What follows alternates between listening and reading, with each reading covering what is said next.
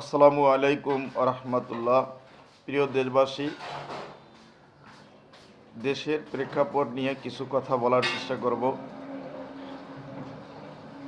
বিশেষ করে সকালবেলা চার টেবিলে বসে কথা বলতেছি যে আমাদের দেশের যে প্রেক্ষাপট, সাধারণ মানুষের মনের চাহিদা ছিল আলেম ওলামা একত্রিত হইতেছে না। আলেম ওলামারা কেন একত্রিত হয় না, এটা 18 কোটি মানুষের মনের চাহিদা ছিল, কিন্তু সেই চাহিদা আল্লাহ পূরণ করেছে। আলেম ওলামারা একত্রিত, ইসলামী দল তারা 8টি থেকে 10টিতে পরিণত হয়েছে। তো ইসলামী দলকে খাটো করার জন্য অনেকেই সাংবাদিকতা করতেছে। এই যে সলেমান বিভিন্নভাবেই ইসলামী দলের ব্যাপারে কোনো একটি দলকে ছোট, কোনো একটি দলকে বড় করার ব্যাপারে বিভিন্নভাবে কথা বলতেছে। তো আসলে এটা আমাদের খেয়ালে ইসলামী দলকে খাটো করার যেই কথাবার্তা বলে, এটা 18 কোটি মানুষের মনের ভিতরে কষ্ট হয়। তো এই জন্য আমি বলবো, এই সলেমান ইসলামী দলকে নিয়ে যেন কোনো কটূক্তি না করে। আপনারা জানেন যে দেশে যেইভাবে জেল জুলুম, নির্যাতন, অত্যাচার, ধর্ষণ এটা অব্যাহত ছিল, জুলাই আন্দোলন এর মাধ্যমে আল্লাহ হয়তো এর থেকে আমাদের রেহাই দিয়েছেন। তো বিশেষ করে এই জুলাই আন্দোলনের এনসিপি সহ ইসলামী দলের সাথে জোট হয়েছে, এই জন্য আমরা শুকরিয়াতান বলি আলহামদুলিল্লাহ। তো বিশেষ করে নাহিদ ইসলাম বলেছিল যে ইসলাম দিয়েই এই দেশ প্রচলিত হবে, এই দেশের শাসন কার্য ইসলাম অনুযায়ী চলবে। তাতে এই জুলাই যোদ্ধারা আমাদের সাথে একত্রিত হয়েছে, এই জন্য 18 কোটি মানুষ সকলেই খুশি। এর জন্য চরমনাই হুজুর শুধু ইসলামী রাজনীতি করে সেটা না, আল্লাহর হুকুম, কোরআন পূর্ণাঙ্গ সংবিধান, এই সংবিধান অনুযায়ী যতগুলা কোরআনের আইন আছে সমস্ত আইনই চরমনাই হুজুর মানে। বিদায় নামাজ পড়া যেভাবে ফরজ, রাজনীতি করাও সেই একই রকম ফরজ, সেই খেয়ালে চরমনাইয়ের হুজুর রাজনীতি করে। তো চরমনাইয়ের হুজুর যদিও কোনো আসনে সিট পায় নাই, কিন্তু তারা যদি কোনো একটি দলের সাথে জোট করত, কোনো একটি দলের সাথে সম্পৃক্ত রাখত, তাইলে তারাও 20টা 30টা সিট কোনো ব্যাপার না। যাই হোক, চরমনাইয়ের হুজুর সিট পায় নাই, এজন্য যে হুজুরে ছোট হয়ে গেলে তার দল ছোট হয়ে গেল সেটা নয়।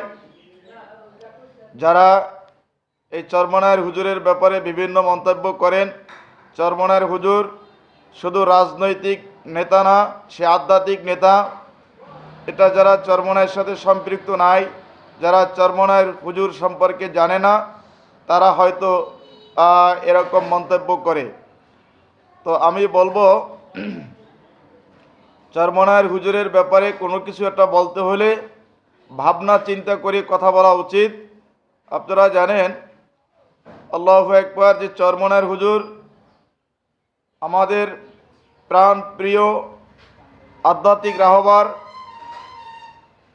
যদি কোনো কিছু কথা বলেন, আমরা এক বাক্যে সেটা স্বীকার করে নিই যে রাসূল করিম সাল্লাল্লাহু আলাইহি সাল্লাম যখন মেরাজে গিয়েছিলেন, তখন আবু জাহেলিয়া আবু বকর রাদিয়াল্লাহু তাআলা আনহুকে জিজ্ঞাসা করেছিল, তোমার নবী নাকি মেরাজে গেছে?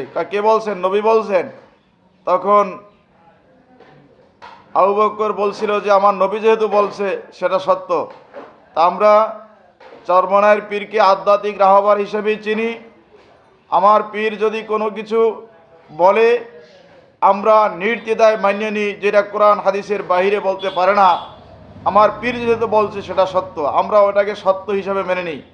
আমার পীর সাহেবজির নায়েবে আমির যেই দিক নির্দেশনা দেয়, এই দিক নির্দেশনা আমরা মেনে চলি।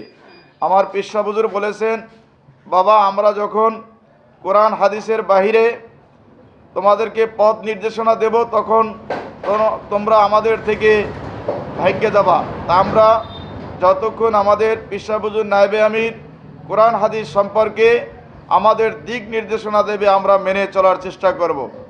অতএব আমি এই যে সলেমান বিভিন্নভাবে চরমনার হুজুরকে নিয়ে মন্তব্য করে এই সলেমানকে বাকরুদ্ধ করার জন্য 18 কোটি মানুষের প্রতি আমি সুদৃষ্টি আকর্ষণ করছি, তারা যেন এই সলেমানের জবানকে বাকরুদ্ধ করার, এই তার বিভিন্ন সমালোচনা করার এগুলো যেন সে বন্ধ রাখে, সে যেন এইভাবে কথাবার্তা না বলে। তো যাই হোক,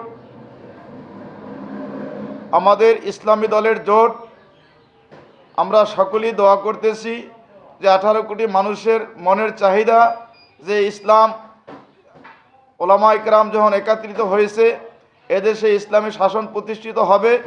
সকলের দিলের চাহিদা, মনের চাহিদা, সকলেই একমত যে বছর এই হুজুরদের আমরা ভোট দেব, হুজুরেরা এই দেশের শাসন কার্য পরিচালনা করবে। অতএব এই ইসলামী দলকে এবং ইসলামী দলের সাথে যারা এই জোট বেঁধেছে তাদের নিয়ে কেউ কোনো মন্তব্য করবেন না, এটা আমার সকলের প্রতি আমার জোর অনুরোধ। কেউই এই ইসলামী দলের সাথে যারা সম্পৃক্ত আছে তাদের নিয়ে কেউ কটূক্তি করবেন না, এই কথা বলেই আমার কথা শেষ করছি। আসসালামু আলাইকুম আ রহমতুল্লাহ।